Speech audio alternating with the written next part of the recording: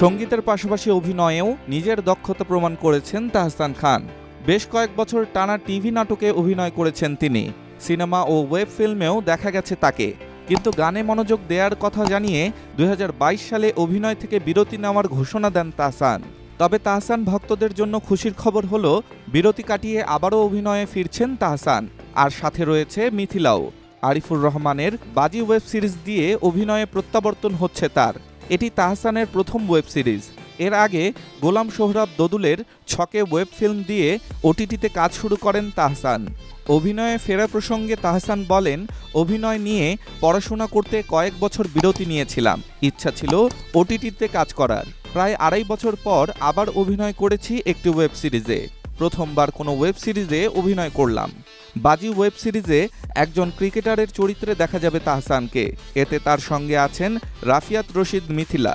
তিনি অভিনয় করেছেন সাংবাদিক চরিত্রে। দাম্পত্য বিচ্ছেদের পর সিরিজটি দিয়ে পর্দায় ফিরছে এই জুটি। সিরিজটি নিয়ে নির্মাতা আরিফুর রহমান বলেন, ক্রিকেট নিয়ে সাজানো হয়েছে বাজির গল্প। এই প্রথম বাংলা কোনো ওয়েব কন্টেন্টে উঠে আসবে ক্রিকেট নিয়ে গল্প। সবাই অনেক পরিশ্রম করেছেন সিরিজটির জন্য। শুটিং শুরুর আগে বেশ কয়েক মাসের প্রস্তুতি পর্ব সেরেছেন তাহসান মিথিলা। পর্দায় সেই পরিশ্রমের ছাপ দেখতে পারবেন দর্শক। 7 পর্বের এই সিরিজ ঈদুল আজহায় দেশের একটি ওটিটি প্ল্যাটফর্মে মুক্তি পাবে বলে জানিয়েছেন নির্মাতা আরিফুর রহমান। এদিকে গান নিয়েও ব্যস্ত সময় পার করছেন তাহসান। চলতি মাসেই 20 বছর পর স্টেজে ব্ল্যাক ব্যান্ডের হয়ে পারফর্ম করেছেন তিনি। এই ব্যান্ড দিয়েই গানের জগতে পা রেখেছিলেন তাহসান। 2004 সালে ব্ল্যাক ছাড়ার পর এই প্রথম দলটির হয়ে পারফর্ম করলেন তিনি। সবশেষ গত রোজার ঈদে ম্যাগাজিন অনুষ্ঠান ইত্যাদিতে প্রচার হয়েছিল তাহসানের রঙে রঙে রঙিন হব গানটি।